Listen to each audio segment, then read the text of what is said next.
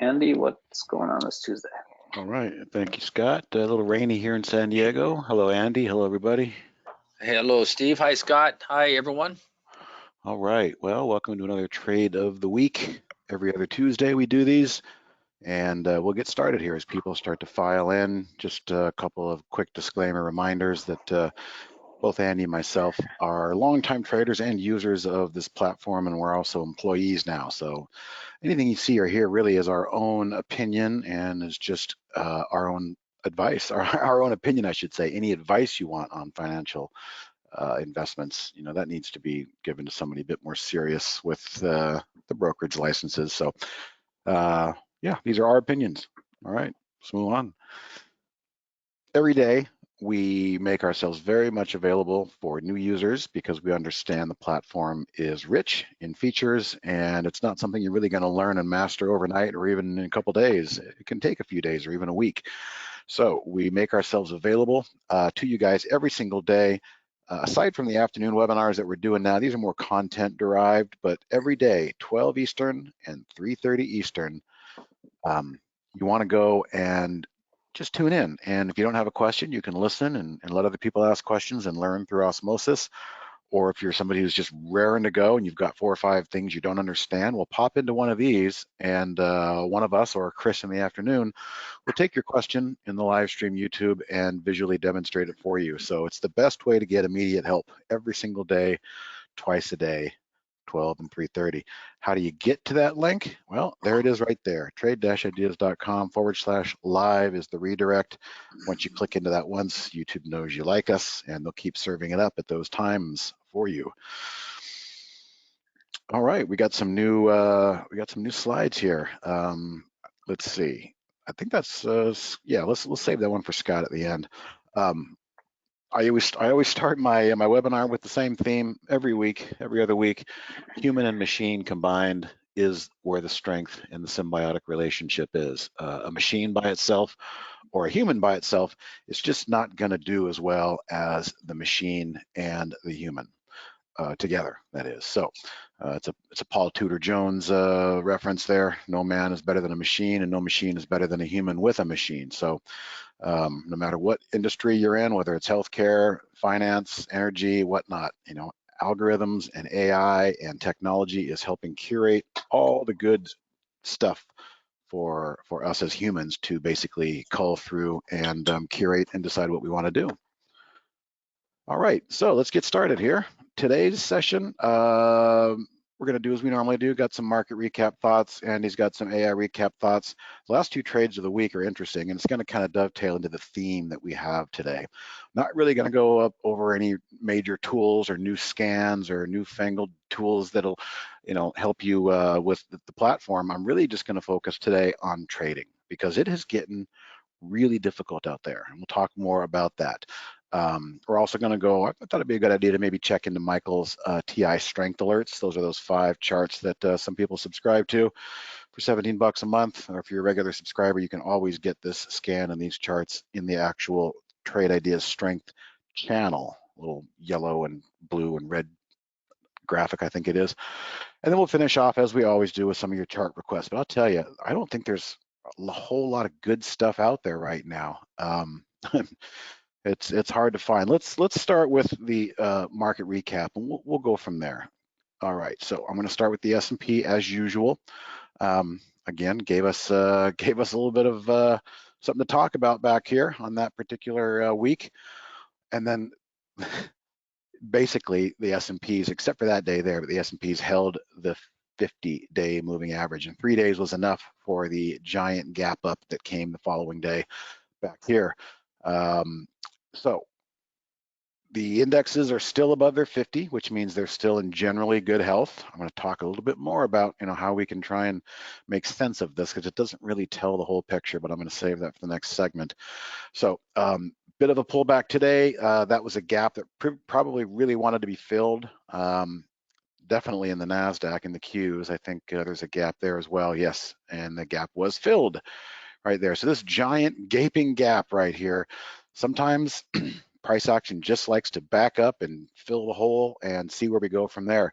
So a pretty good test again this morning of the 50-day moving average in the NASDAQ, but it did just like it did these last 2 days here, overshot it by a little, and then the buyers reversed and came in and popped it back up above the close.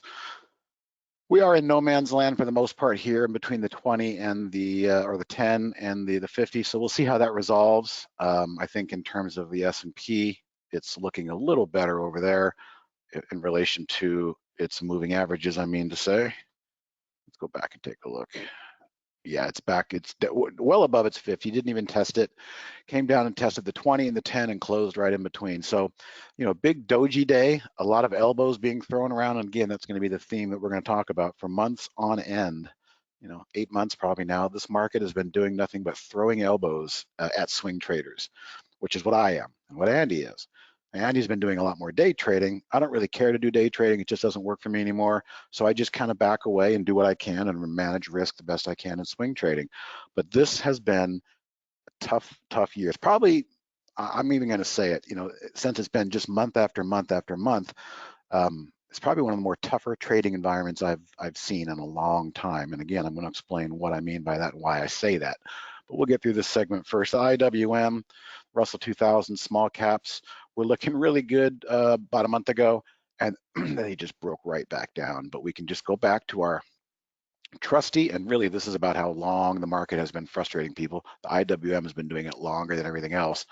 But for the most part, there was a fake out breakout from our range, right back into the range, and we're now testing or close to testing the bottom end of this range again. We'll see what happens, but that was quite a fake out over there in small cap land. And I was even thinking, boy, we were going to get a nice seasonal trade into Thanksgiving and Christmas holiday season, which normally happens, but nope, all bets are off on that. That's a mess. So, if there's anything else to think about here, I'll save my other comments, you know, for when I come back from Andy when he does the AI recap. Anything you want to add about this market, Andy?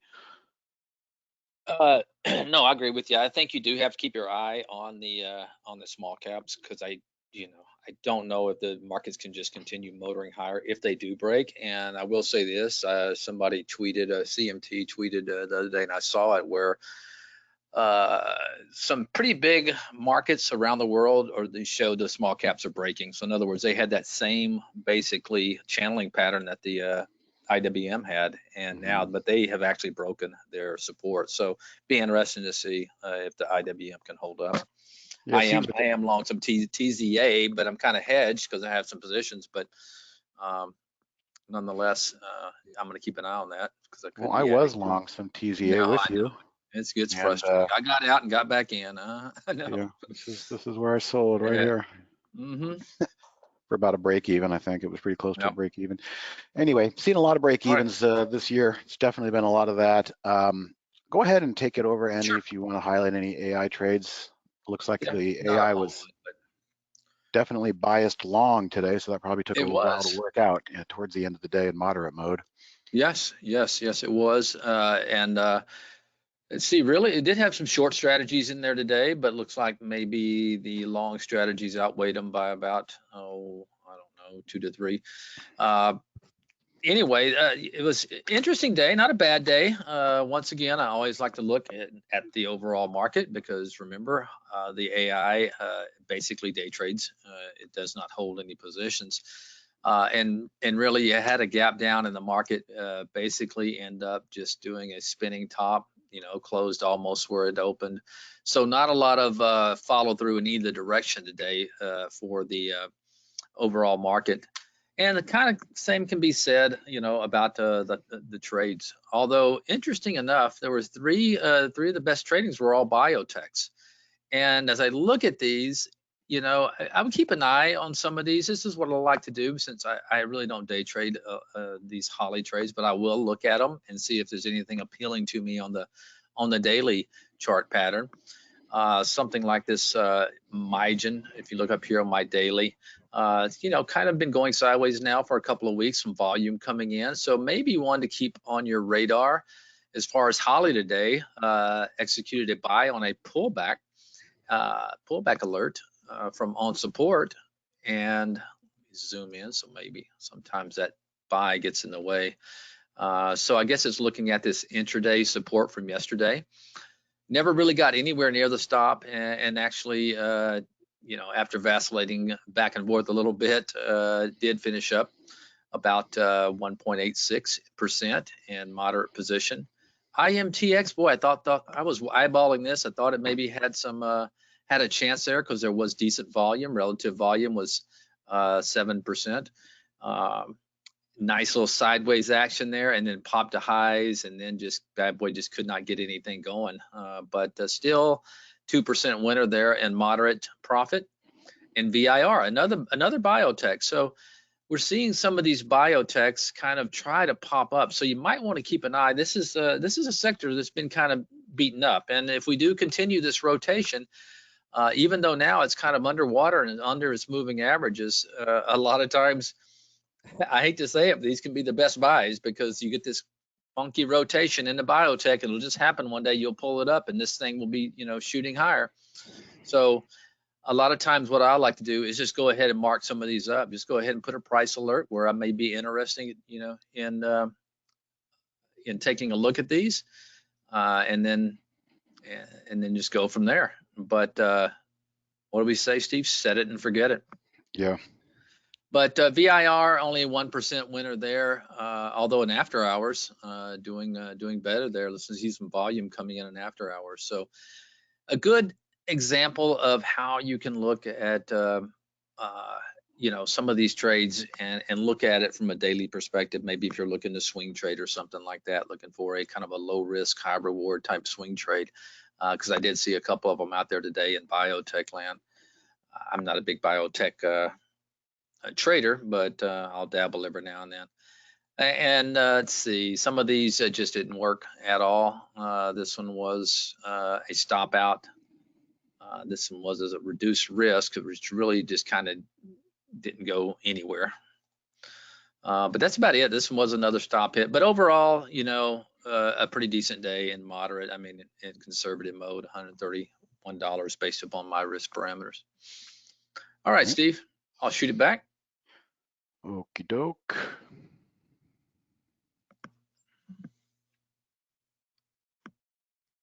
There we go. All right. So, Andy, am I kind of off base when I say this is probably one of the more harder swing trading environments we've seen in a long while? Yeah, it's tough. You never know when the rotation is going to go. Yeah. And when you start to see, this is a tweet that came through yesterday, and I just thought I would highlight it because we're all thinking the same thing around here. I don't know him, but James DePore is right when he says, I always say the bad markets don't scare you out, they wear you out. This one sure is wearing me out. I cultivate position with positive thinking, but this is depressing action. And, you know, it is, and it's been that way for quite some time, for months, actually since the spring. You know, for the most part, it's been like that IWM chart, just back and forth. But here is where the crux of it lies. I just want to delve into this a little bit, maybe try to help people understand what's really going on out there. So here we have a little graph, and it's basically plotting two things. One, how far off of the all-time high is the average, okay? And that's what these little small pinkish hues are, all right? So the S&P is only 2.5% off all-time highs. Sorry, the NASDAQ 100, the S&P is only 0.5% off highs when this was made, okay? But these are the real interesting numbers. This tells us how horrible the market breadth is, all right? Especially when you like to play things that are medium and small cap stuff, because you get a lot of bang for your buck. I mean, there was some really good action last year, this time, fourth quarter in 2020. But this is a totally different ball of wax. This is like, you know, just an unbelievable rebound in basketball where everybody's going for the ball and throwing elbows. And if you're not careful, you're going to catch an elbow in the face. And what I mean by that is having good risk management. We'll talk about that in terms of maybe how to enter some of these in a more delicate way. But just look at this for a moment. Okay, so the NASDAQ composite, all 3,600 stocks, we got almost 40%. And again, this is the average stock distance from their 52-week high. So the average distance between the composite is 39% off their highs. But the index itself is only 3% off highs. Why is that? It's because the market thinks that we all want to buy Apple, Amazon, Google, Netflix, Tesla. It's, you know, you can have a debate about whether or not they should have heavier weighting or not.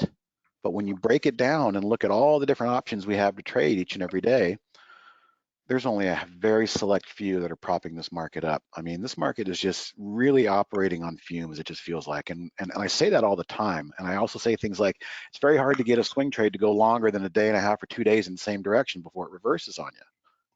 All these things combined kind of just come to complete the comment that guy made. If these markets don't scare you out, they're going to wear you out. You know, let me delete this. Let me give an example here before I get to Pfizer. Ford had an unbelievable Friday. I almost wanted to make it trade of the week, but it closed way too high.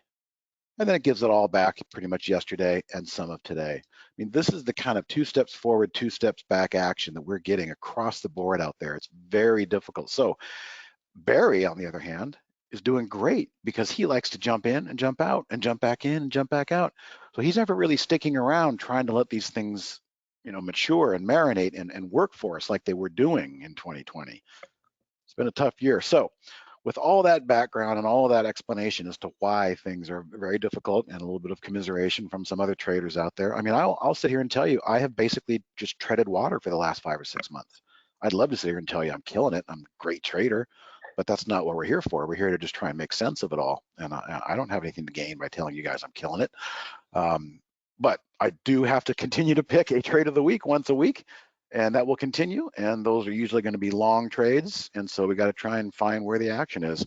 So we're going to start by going back with the first one, which was Pfizer.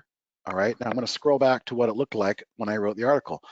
That's what Pfizer looked like when the trade went out and was submitted for last week, over the weekend. Very nice consolidation, nice, neat and tidy, right above their moving average. We had not only you know, a stock with a story, but the chart was confirming the story here in Pfizer. You know, there's a lot of news coming out, and it had relative strength. A lot of stocks did not look this good this particular week. So it was holding up very well compared to the market when we had that big downdraft. There's stories coming out and the pattern is there, and the chart kind of confirmed the story, but it's just not going to make it easy, guys. So what happened? Well, it didn't trigger, and technically Pfizer never triggered. We went all week throughout that week without that green line really being taken out. Day one, it plunged down and it looks like it found support at the 20, okay? And then day two of last week, a nice test, a flush down, and then a pop back up, kind of like we saw on the NASDAQ and the S&P, where they break down below the averages, they overshoot them, and they pop back up. I like that so much more than a red candle that just closes right on the average, because usually you're going to get a little follow through the next day, and we get that confirmation bottoming tail. I really like those confirmation bottoming tails. So as we scan forward, it really didn't do much, and then it decided to come alive, okay? So that was Pfizer. But what I'm going to do is I'm going to try and focus on that one. And remember, I give you guys a lot of also rans, a lot of also watch, okay? DWAC, VeriSign, CFVI this week. Last week, it was EIX, PPSI, GDX. I'm going to go through all those, and we're going to use those as examples as to really the way Andy and I trade, especially when things are, you know, not as confident as you'd think, where instead of plunging into 100% of your entry, we're going to talk about scaling in a little bit. And I'm going to use these charts as an example as to where you might want to consider scaling in. And of course, hindsight is so clear, but if I can at least get you guys to imprint on a few concepts that I look at, first and foremost, I like to look at the stock at the close for an entry. Okay, when I enter stocks midday or in the morning, I never really seem to do as well as waiting for that day to close and give me a closing candle, which would have been the case on Pfizer. Again, that didn't really get my attention. That's a pretty ugly red candle, but that little nice reversal off the 20 and holding the 22 days in a row. Okay, well, this could be considered an entry. So if you're somebody who was waiting to trade and you really wanted to trade Pfizer and we never got that from underneath push upward, which even if it did, might not have gone anywhere. But what I'm trying to get you guys to focus on is better entries give you more staying power. And this market is punishing people who chase the breakouts. We try to find good consolidation where a breakout can have some follow through, but especially on extended charts. You're never going to see us chasing a breakout on an extended chart, but possibly, you know, a congested chart with some consolidation like this. So here's Monday. Monday didn't trade. Oh man, it went the opposite way. But for somebody like me, and I did not take this trade, but you know, if I was looking to, I'd say, okay, well now, you know, Pfizer was in play, still has all the same reasons, a good chart, good story, the news is coming out, but now we're going to be more contrarian in our entry, and that is really, guys, the only way to try and combat this day and a half reversal, these charts like Ford where you just can't build 2 days in a row, the only way you're really going to get any good staying power is to find a good entry. And a lot of times that good entry is going to be in an uncomfortable moment of a pullback or some sort of selling pressure. But again, like I said, don't jump in the middle of the day. Wait until the end of the day and see how the candles look. What is everybody going to be looking at in their scans at the end of the day and the evening of this day? So this, I would submit this candle right there is a pretty good consideration for an entry if somebody was trying to play around. And again, we're just talking about taking these names that I'm giving you, not just the trade of the week, but the also rans, and trying to find sense to not lose them, keep an eye on them, but at the same time, look for opportunities that are contrarian where a gap fill, which was also the case over here, this little gap fill on Pfizer. All right, so moving forward, that would have been an interesting, and let me just add, these are the kind of entries where, like I said, you don't go in full guns blazing 100%. You know, if you risk $5,000 on a trade, you don't go ahead and just jump in and buy it here. Do it in a third or even a half. Just jump in with a third or a half at the close and see what the next day brings. Well, in this case, you were excited because you gapped up, but then it just sold off from the gap. But it did relatively hold that 20. The following day held the 20 again. The next day held the 20 and popped back up to highs. Well, you know, anything above that high maybe is when you start to add because you're getting above that moving average again. You've already got half of the position in behind you and you haven't suffered too much pain. Okay, well, you had to chase a little bit of a gap, but there you go. Now you could be in the full position of Pfizer. And it's much better taking this entry down here than waiting for this entry up here because you have all this room for profit. Whereas up here, you know, we don't really know how far it's going to go. Okay, so that was last week's trade of the week. Pfizer, it never officially triggered, but there is an option for, don't lose sight of these charts, you guys. I mean, I got to try and figure out how to time these things perfectly. And in a perfect world, they start moving on Monday or even Tuesday morning. But some of these charts, they take their sweet time. Like Pfizer took an extra 5 days before it did anything. So don't lose sight of these. Keep them in your My Like symbol. You can click the heart button in any chart and it will populate down here in the My Like symbols. You know, these are all the stuff I've been watching. There's a lot of red in there. So there's a lot of downtrends right now. Okay, let's take a look at this week, KBH. So the genesis on this one, let's go right there. That's what we saw. We saw home builders being strong. We saw the market under pressure. I saw a lot of Toll Brothers, Beazer Homes, other ones that were already moving with many green candles. But then I went to the similar tab, okay? And the similar tab gave me a whole list of things to look through. And when I found KBH, what I saw was a stock that's consolidating very nicely above all of its moving averages. Okay, so we'll give it a call. And there's really, and again, guys, I mean, we could try and get trickier on these trade of the weeks where I say don't buy unless it pulls back to this area. But you know, honestly, I think a lot of people will get confused by that. So we just try to keep it real simple. But what I'm showing you guys today is, again, don't lose sight of these charts. There might be an opportunity a few days down the road that makes more sense at a much better price and gives you more staying power from a better entry. So yesterday, hey, wonderful. It gapped all the way up here.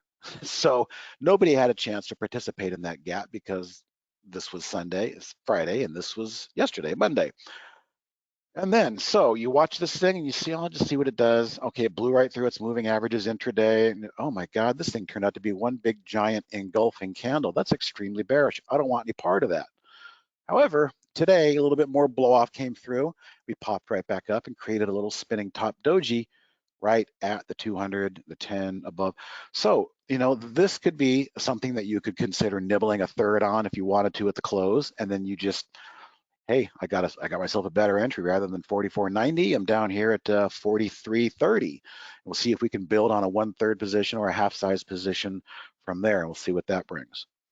All right, so I'm going to continue on this a little bit, and I'm going to go through some of the also names I gave last week. And PPSI was an interesting one.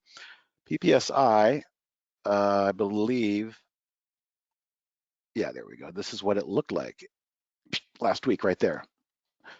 And it was kind of holding the moving averages after a pullback, again, not wanting to be the person buying these big spike ups because you're just kind of asking for a reversion pullback to the mean.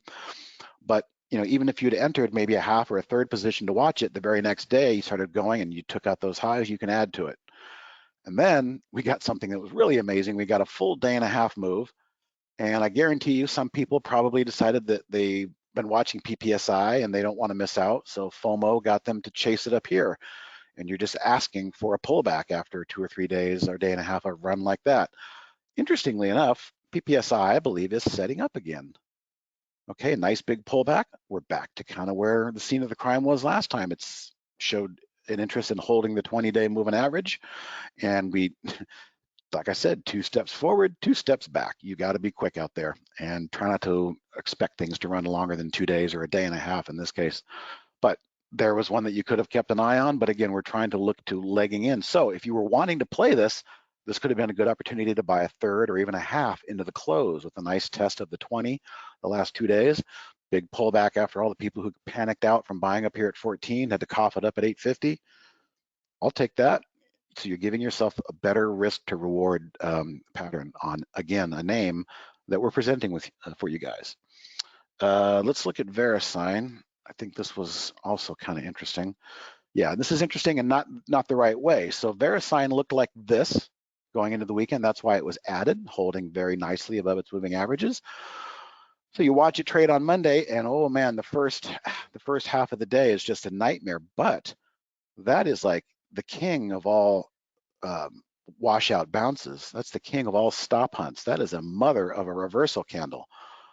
I would say, geez, I would not fault anybody for maybe taking a third or a half position on this close at the end of the day, knowing that this probably blew out all the weak hands, and I should be able to lean on, you know, the body of this candle and that 240 level for the most part. Fast forward to today. Oh, well, it's a good thing I only bought a half or a third of it because I'm out. This thing should have built a nice candle, even a small green candle off of that washout yesterday, and it didn't. It's getting squirrely. So you take your 1/3 entry, you exit, and you move on to the next one. Okay, so these two are interesting.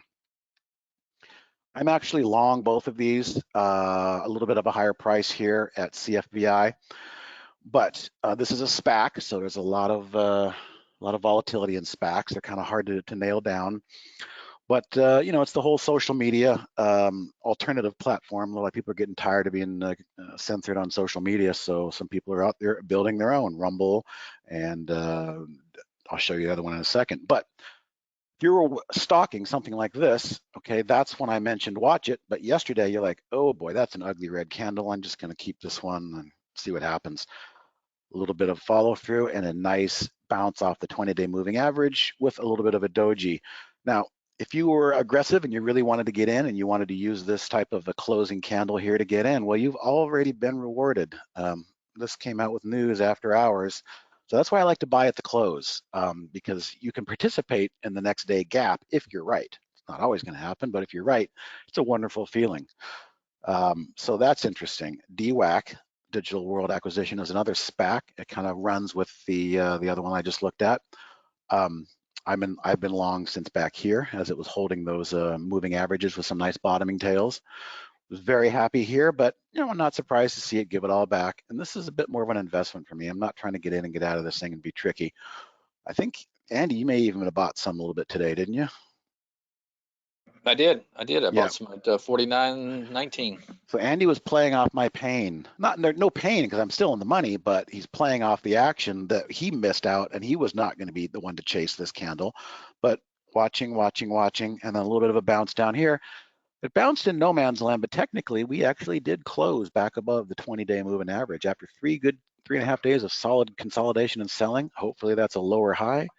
And again, after hours, that news also affected that one. So again, just to rehash, use the closing candle on a daily chart. Take the last 10, 15 minutes of the day to decide if you want to enter, and don't plow into the whole thing with both barrels blazing. Take half a position or a third of a position, dip your toe in and nibble, and then you're using that following day for confirmation, kind of like VeriSign did.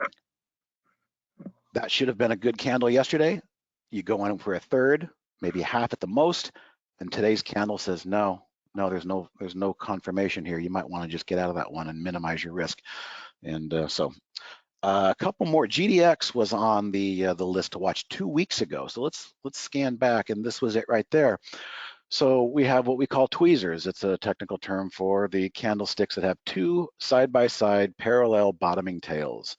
That's usually a pretty darn good sign, especially after a decline like we had a couple weeks there. So this could have been a situation where you look at the closing candle like that and you say, I'd like to take advantage of this. I'll go ahead and buy half size. And then maybe the next day it confirms that bottoming wick and starts to move higher and takes out that candle. Add to your second position. But you have to know where your target is. And again, 2 or 3 days tops in these things, it's hard to get, but there's that declining 10 moving average. And when you see a stock trade into it and then reverse with a little topping wick, that's a warning signal that you're going to want to take your profits. And if you didn't take your profits, you got a little bit of time the next day, but then that's the fail right there. You want to definitely, get out. So that was GDX. It was also on the list to watch. We've got 2 more that I've had over the last 2 weeks to watch and see if we can learn anything in hindsight. Okay, EIX was looking like this going into the weekend. You can see a nice gap up. Everybody that chased the gap had to suffer a gap fill and 3 days of pullback, bouncing right at the 10 SMA, which has shown a history of holding. So if all things hold correctly, maybe you can key off of that candle. Let's see what the next day looks like here. Okay, so this would have been the actual day that you could have traded it on Monday. This was the Friday candle. So Monday, you say, oh, another little test of the 10, a nice little bottoming wick, popped right back up. I'll enter a third or maybe even a half. I like this trend. Okay, well, kind of like that VeriSign trade. I don't think you could go either way on this one. You can say, I only bought a third of a size. We'll see if this 20-day backstop holds, but this is the first time in probably 8 or 9 tests of the 10 SMA that it didn't hold. Maybe I'll just take my small 1/3 position and go ahead and get out of the close, because this is what the close was going to look like.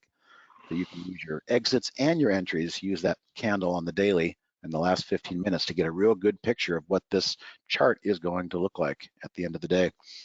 One more, and then we'll move on from this. I think you guys get the picture. Mara and Riot were interesting. A couple of, I think it was, yes, it was back here, I believe. And even if it wasn't there and you're watching it, you see the key moving average of the 200-day come in after a drop and a nice test of it and a pop back up. Well, maybe you enter a third or a half of a size on that one because it was kind of put on the watch list. And then you're happy you did. There's the next day, there's a gap. Maybe you added to it, maybe you decided not to. But as it gets close to this declining 10 SMA, here's 3 green days in a row. That's starting to live on borrowed time. The way this market trades, it's very hard to continue to get those. And then it started to come back to reality there. So just a couple of hindsight ideas, but again, the key point is, for me, I like to wait till the end of the day, see how the candles are drawing, how they look, and then don't go plunging in. I mean, if it's a good market and you can't go wrong, sure, go for it, 100%, jump in.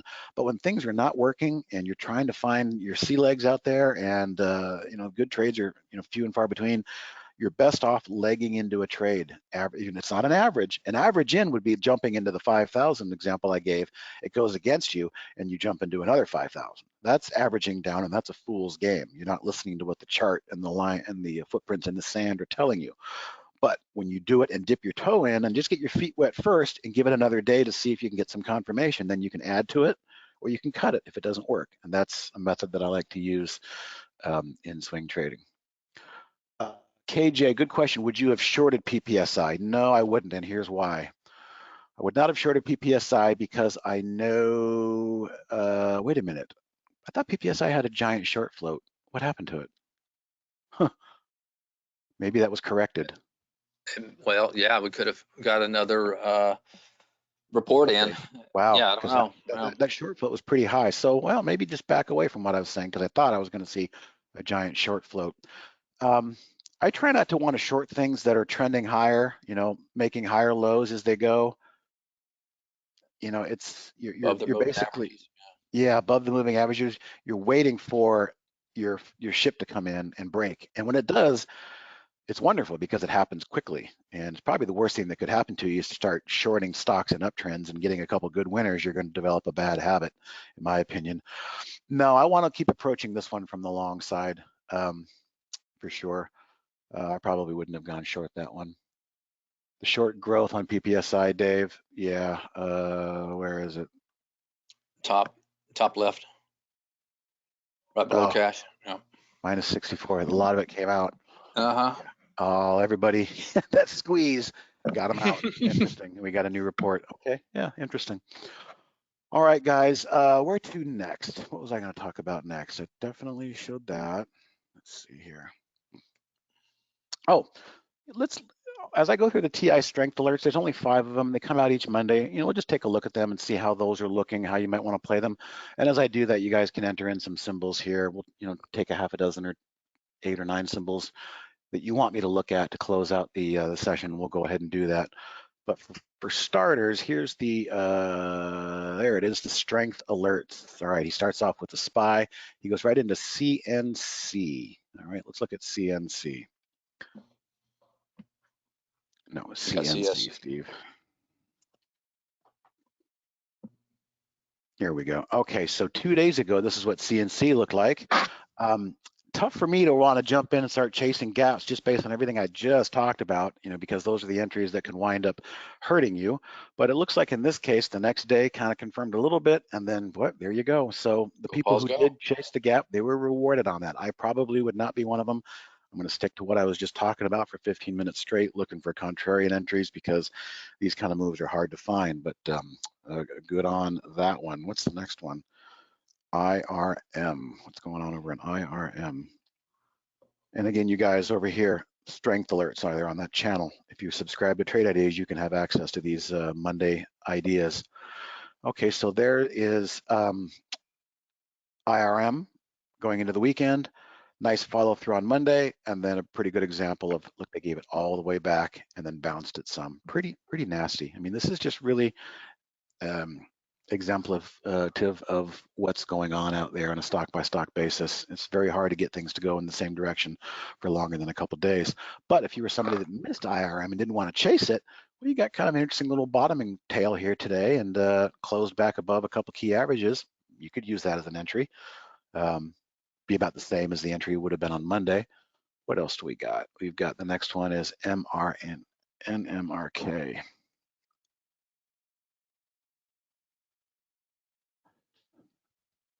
Okay, that's what MMRK looked like. Had a big green candle, hard to chase those big green candles. And then, boy, it really gave a lot back, didn't it? Closed on low with a big bottoming tail. I don't really see a reason to even maybe consider entering this one if you didn't take it yesterday. If it holds that 10 SMA and tries to grind back above 16, it could be interesting. Definitely your backstop here is going to be the 50-day moving average. You can see it's been adhering to the 50-day, so no reason to think it wouldn't continue to do that. GM's probably going to look a lot like Ford. Come on, Steve. Type. You can do it. And it does. So there was that big day in Ford and GM, big green bar. Everybody, hey, look at this. Electronic cars, American made. Let's go. LFG. Nope. Now it's actually closed below the 50. So that's so disheartening when you see that looks worse. Actually, it looks worse than Ford. It looks worse than Ford. It looks worse than Ford because you go from this, a nice breakout, to that in 2 days. That's extremely demoralizing. Not fun. Hi, Martin. Yeah, I will, excuse me, I can drop that in the cloud links in a minute. I could do it. Okay, excuse me, I was coughing and mute. Let's look at one more. ANTM, Lady Antebellum. I don't know if I was a guy and I'd want to be in a group called Lady Antebellum. Okay, so same kind of a thing as the first one. I'm not going to chase something that has 5 green candles like this. I'm going to look for some consolidation. So there's no reason to say you can't just leave this on your watch list. And if it starts to consolidate and comes back down here, look at these moving averages starting to curl back up. In a couple days, if the price comes back down to here, that could be an interesting entry. But I'm just not one to want to chase things up here because they don't always work. All right, so that's the TI strength alerts. Again, you can get to those through the channel bar and see what those are. But I just thought it'd be fun to just kind of walk through them and see what we got. All right, we got 5 minutes or so to look at some charts that you guys, I think I saw a few tickers coming in there. E-Trade was showing 10 times as much short interest on PPSI. Yeah, that is a hard metric to nail down, the short interest, because it's all over the place for the most part. You only get updated twice a month from a broker survey. All right, Bill wants to see HCSG. Let's take a look and see what's going on over there. Like so many stocks I look at, even on my watch list, they just remain in a downtrend. So this one is giving us some nice, watch this, Andy, my RSI is gonna jack. It just did. But we do have some nice bullish divergence down here. Lower lows, but higher highs in the RSI. It's got a shot. First order of business was taken out today and yesterday by closing above the declining 10. So it's just going to have to find its way through these, but you know where your out is. That's the good part. I'd say anything back below 1640 is probably your out. But that divergence doesn't look bad. It's worth a shot, you know. Okay, so Martin, you got the link from Andy there. And Martin, if you need any more information like on the contents of that, you can always email us, info@trade-ideas.com, and I can drop in the symbol list in there. I dropped it into the chat. So what you'll need to do, Martin, yeah, you'll need to build a symbol list. If you don't know how, just send us an email. We can send you a short video. But yeah, and then be sure you point that window toward that list. Terry has a good question on the small caps. So all we can do with small caps is look at the bigger picture of the IWM. And maybe you weren't here earlier, but I drew a pretty solid range that was a fake breakout up here. And we find ourselves testing that range last week, bounced up midway into the range, and we're back down. So I'll tell you what, this is what small cap traders do not want to see. We do not want to see a big red candle drooping down and closing below our very well-defined range here. So that's really probably the best way I could answer your question. You know, what do you think about small caps here? Just key off of the big industry, the big average. And I'll tell you, the way they've been acting all year, I don't trust them one bit. So I've kind of taken them off my radar, but that's what you're going to want to key off of there for the small caps there, Terry. Yes, Terry, and you do need to pay attention to the IWM if you're trading small caps, because you'll be looking at the SPYs and Qs and they'll be having a great day and you're wondering, why aren't my stocks doing anything? And that's the reason. And I like to trade a lot of small caps. That's why in another account I'll also hedge with some TZA. I mean, it's kind of a juggling act, but I don't know, it just makes sense to me. Costco, a beautiful example back here of not chasing that green bar, waiting for the consolidation to work itself out, and you got a nice push off of that. Got dragged down with the market last week, but it's back up here in clean air. For the most part, it didn't give a whole lot back. I think there's a story there for sure. Costco's been doing extremely well in the midst of this new pandemic economy. Nice test of the 10 and the 20 on today's lows with a bounce back up. I think it's in play. It just depends on if you're in it or you're just managing or you're looking for a position. Two more, Dollar Tree and then Dr. Dre, and then we'll bring Scott in. Dollar Tree, some nice consolidation. We're going to call it a $1.50 tree now because they've raised their prices, but it's grinding higher. It's above all of its key moving averages. There's nothing that says it can't just go sideways for a little bit and then break out higher. It's a strong chart. I don't really have anything bad to say about Dollar Tree. That's for sure. Costco and Dollar Tree are strong, Dave. All right, one more, then we'll bring in Scott, Dre, Realty, huh? REITs, IYR. Probably haven't looked at that one in a little while. Interesting. Well, this one is a lovely trender. It's been a lovely trender for a while now. You know, it's up probably 20%, maybe even 30%. If I can do math in my head, it's been holding that 10 SMA for the most part, except 1-2 days here. It's just a matter of how much more do you trust that long trend. You know, you start to see things that go from this to this to this, you know, you got to be careful because the corrections can be nasty. So just, you know, play accordingly. I would say as long as the price continues to close above the rising 10 SMA, you're good. If it does give up that 10 SMA, you've got the backstop of the 20 very close behind it. You could probably trust that. But if this thing closes below the 20, all that work it's been doing for the last couple months is probably going to be starting to grind away. Roller coaster. Yep. All right, guys. Well, that's all I've got for you today. Hope that made some sense. We didn't talk about a lot of scans, but we tried to just talk a little bit about the current market conditions, why it is the way it is, and how best to navigate it, especially with your entries at the end of the day. Scale in and also scale out. All right, Scott, we're all good.